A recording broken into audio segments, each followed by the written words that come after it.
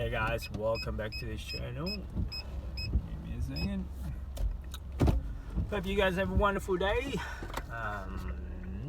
It's been raining so bad here in Sydney. One of the biggest rainfall that we ever had, apparently, over 50 years. So, which is kind of fun in a sense, because we had a drought, now we had rain, also coronavirus, all the natural disaster happening all in one hit. So for that reason, I'm going to talk about how important it is to have an emergency fund. So if you guys new to this channel, I talk about a lot of things when it comes to personal finance, creating I guess a lifestyle beyond 9 to 5, having money, no payments to anything else aside from your mortgage, having the habit of that. So if you guys like this type of stuff, don't forget to subscribe, comment, as well as share. It would be muchly appreciated. So I'm talking about in today's video how important is emergency fund. So at the time that this is being recorded, I just hear on the radio a few seconds ago that there might be a few people in I think like within a lot of suburb of Sydney that they might have to evacuate from their property. Now I'm not sure about you, but when you have to evacuate, you have to go somewhere. You gotta leave your belonging. You gotta leave everything that you have because of the flood, because of the water just keep on rising and rising. We haven't had rain stop for about a week or so. Now, this is the reason why you should have your emergency fund up to date. In the beginning, if you are starting on your financial freedom journey, let's say, you need to have minimum about $1,000, like a 1 week wage, let's say, at the very bare minimum. Now, in this instance, we're having rain for about a week, so you might require to move somewhere for more than a week. I don't know when it's gonna stop this rain.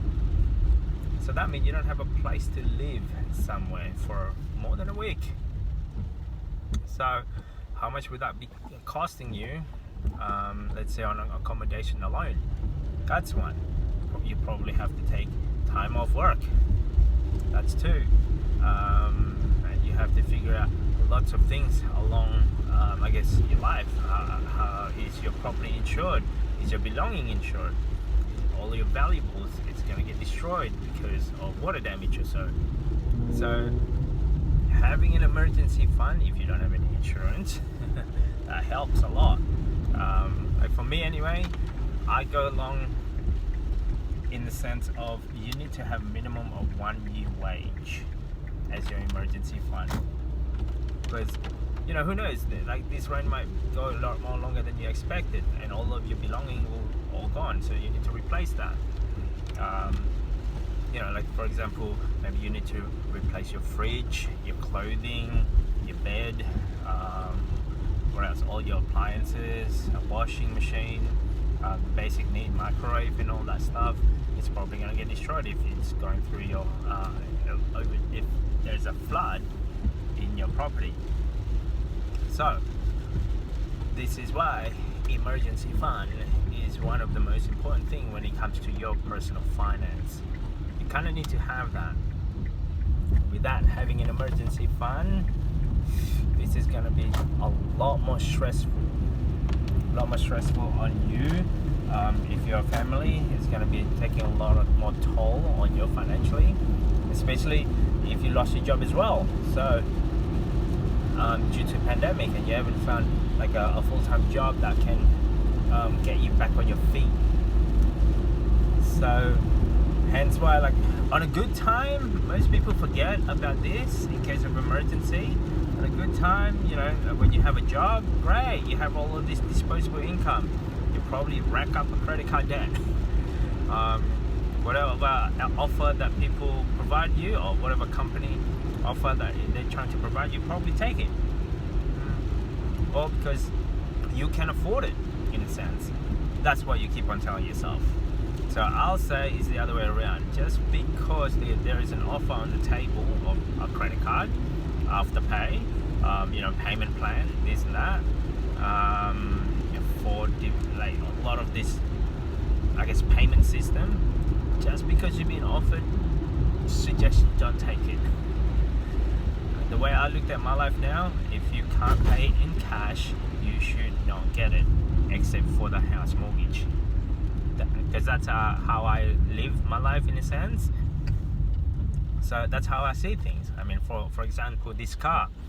If I have to pay on a payment, that means I can't afford it. Forget it. Save up that whatever dollar figure in order for you to buy that car in cash.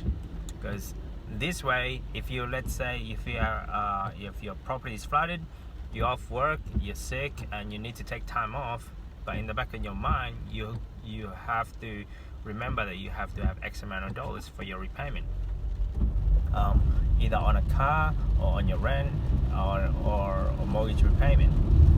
So, and you're also in the back of your mind figuring out, oh my god, I've got this credit card payment that I have to deal with. That would be taking a lot more stress on you.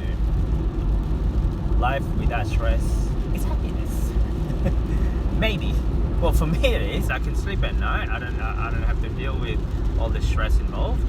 So it makes me a lot more happier. Most people look at it in a marketing gimmick anyway. Hey, do this. Hey, get that. Hey, get this.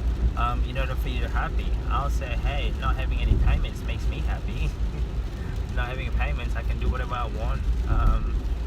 Like if our property flooded, have we got insurance? Those things helps a lot, especially at this time when lots of people at the moment are encouraged to leave their home because of the flood. The river is getting higher and higher. We got up to the stage where our main source of water is overflowing. Warragamba Dam in Sydney, Australia. This is our main dam to provide all the waters in Sydney. That one there, it's actually overflowing. And when it overflows everywhere else. And in some area, it might be overflowing in their property. So if you guys don't have an emergency fund, you really should think twice.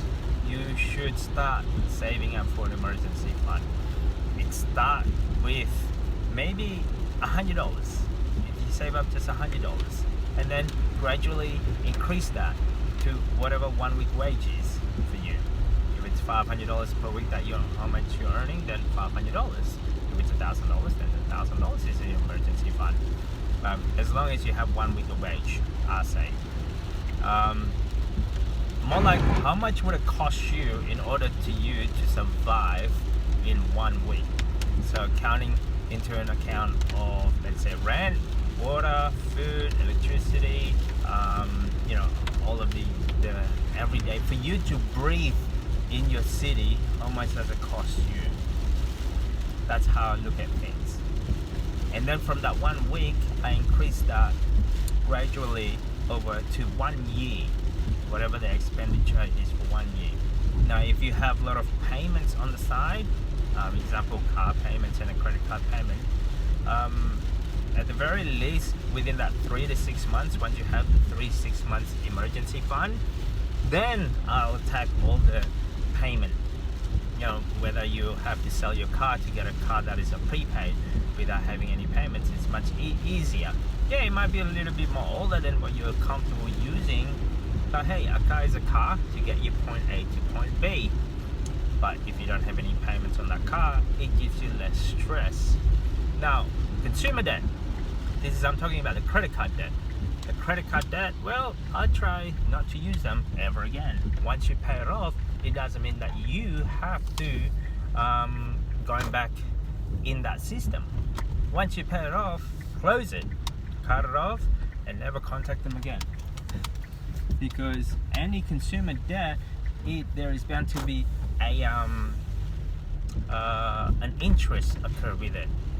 When you're paying an interest, that means you're making someone else's wealthy, the credit card company, because they're essentially doing it. Hey, here's $1, but you gotta give me $1.50 back, $1.60, $2 to for every dollar that you borrow from them, they're bound to request the capital plus also an interest.